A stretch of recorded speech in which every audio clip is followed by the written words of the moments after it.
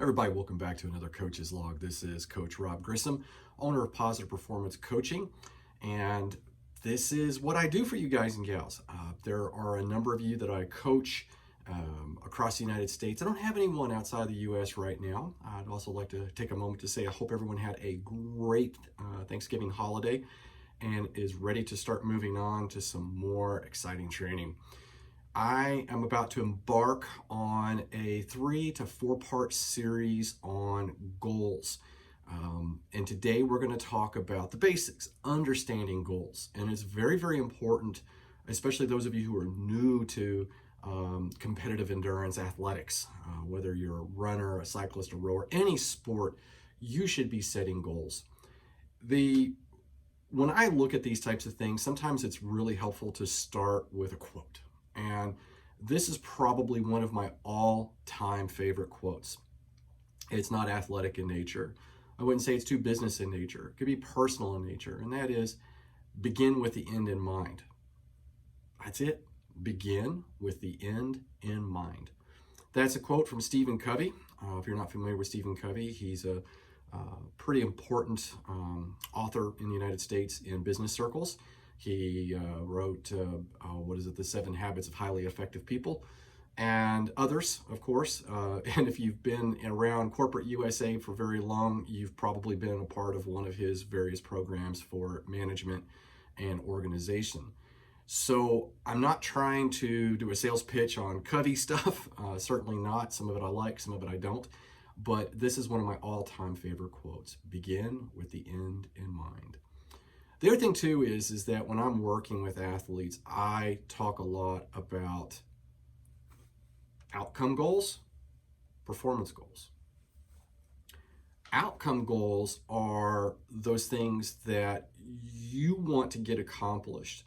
Let's give you an example. An outcome. I want to win that race. I want to finish that race. I want to be on the podium, top 10, top 5, top 20, what have you. Those are outcome-based goals. Performance-based goals or performance-oriented goals. I want to increase my power, my functional threshold power by 5 watts, 10 watts, 20 watts over the whole season. I want to drop my pace from an 8-minute mile to a 7-minute mile or a 6-minute mile. I want to be able to lift more weight in the winter month. I want to go from a 200-pound deadlift to a 225-pound deadlift. Those are some examples of outcome goals, performance goals. Here's the problem with outcome goals.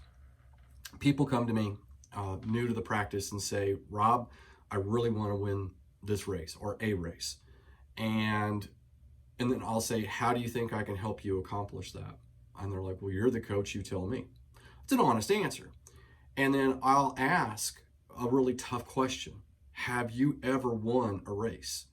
And the answer quite often is no, I have not. That's why they start looking for a coach. It's usually out of frustration.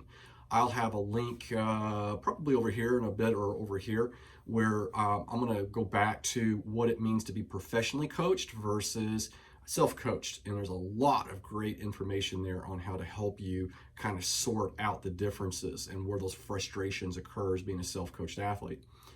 And in this, what comes out of the next thing out of me is that I don't know off the top of my head what it's going to take to make you win, to get you that podium.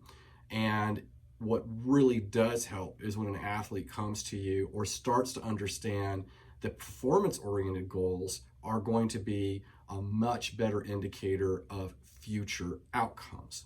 So the nice thing about performance-oriented goals is that it's a measurable thing. If you've never won, what does it take to get to that win? Well, there are so many variables in sports that require that. We can certainly look at the raw data, power, heart rate, weight.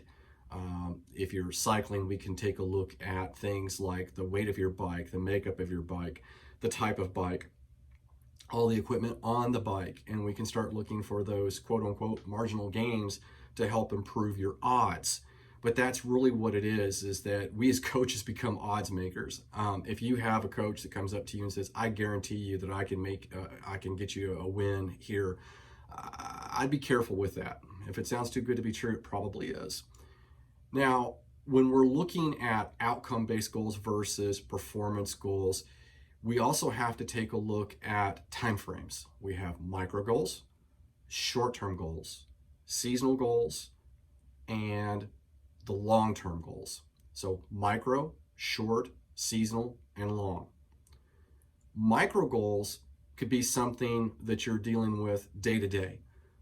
I want to get this workout done. That's a goal, and it's a micro goal. You could be in the middle of a workout and say, oh, you're looking at your watch and you realize I've got 20 more minutes to go on this run. And all you do is you say to yourself, just 5 more minutes. And 5 minutes happens. And you go, 5 more minutes. And 5 minutes happens. And before you know it, you're done. That is setting a micro goal. They're incredibly helpful, especially when you're just getting started. If you're coming back to the sport, oh, I tell you, every time I've come back from an injury or a decent illness, micro goals are my go-to. A lot of it helps that I've had experience doing this type of training before, this type of work before, and being able to set that little micro goal that gets me through it really helps. Now, short-term goals. A short-term goal could be anywhere from a few days, a week, a month, or a training block. Once again, let's just get through this week. Let's just get through this block. Or you might be a little bit more specific, and you might say that in the short-term goal, I'm going to reach all of my intervals. I'm going to do the power for every one of these intervals. I mean, you got to be careful. You don't want to do a do or die scenario. If you're not working with a coach and you're self-coached, you've prescribed yourself, 3 5-minute intervals at 200 watts, and you've never even come close to that. You've only done 150. Well, you know what? That may be too big of a goal for you, but it's still in the window of a short-term goal. Getting the work done this week, getting it done as prescribed this week, getting in the sleep this week, only eating the necessary calories to fuel my resting metabolic rate. Also, making sure that I eat enough calories, put in enough calories to fuel my training. Seasonal goals are probably what I think most of us are accustomed to, whether it's that outcome goal or that performance goal. As I mentioned earlier, one of the big ones that I get frequently is going to be around functional threshold power. If you're a cyclist, if you're a runner, and you're running with power, it's critical power. I want to improve critical power. And also, I think with running, another big one is the improvement of pace. I'm going to get a lot of that. Rowing, same thing. So when we look at seasonal goals, quite often it ends up being on the performance side of let's raise 10, 15, maybe a maximum of 20% on functional threshold power. The other thing too that I like to talk to my athletes about in this chapter, if you like, or this session, is goal limits. Let's say that you set a seasonal goal on functional threshold power of I need to be able to produce X number of watts, and it's going to take me approximately the whole season to make a 20% increase. Well, what happens if you get through 2/3 of the season and bang, you've got your goal met? You're done. That's it. You set a goal limit, get it out of your head, you've reached that goal, and you're golden. Then finally, I like to talk about sustainability, chasing goals. That goes back to goal limits. If you are setting a goal, a performance-oriented goal, like I said, functional threshold power, let's pick on runners. Let's say you're looking to improve your running pace. You want to go from an 8-minute mile to a 7-minute mile. And once again, 2/3 of the way through the season, you are now running a 7-minute mile. The big question comes up, should you try to attain a faster pace? I would say that if you're self-coached, don't try to push your luck. Instead, try to maintain. because what I have discovered is that pushing your luck and pushing the limit of what your body can, manage to adapt to that year can lead to some off-season injuries. As you approach the off-season, you're limping more, you're achy here, you're achy there, and then instead work from that new metric, that new accomplishment, and build upon that going into the next year. And again, start looking to improving on your pace. So I didn't want to spend a ton of time on this. Let's kind of go back over this. Remember, when setting goals, begin with the end in mind. In the next video, we're going to talk more about goal setting. This was just about understanding goals themselves. Once again, outcomes versus performance, micro goals, short-term goals, seasonal goals, long-term goals, setting goal limits. Don't go over that limit. Just because you got there early doesn't mean that you should be necessarily trying to tackle more. You should have other goals. The other thing too that I like to add to this is that when you're setting goal limits, typically I look at my athletes and say, I want 3 performance goals and 3 outcome goals. That's it.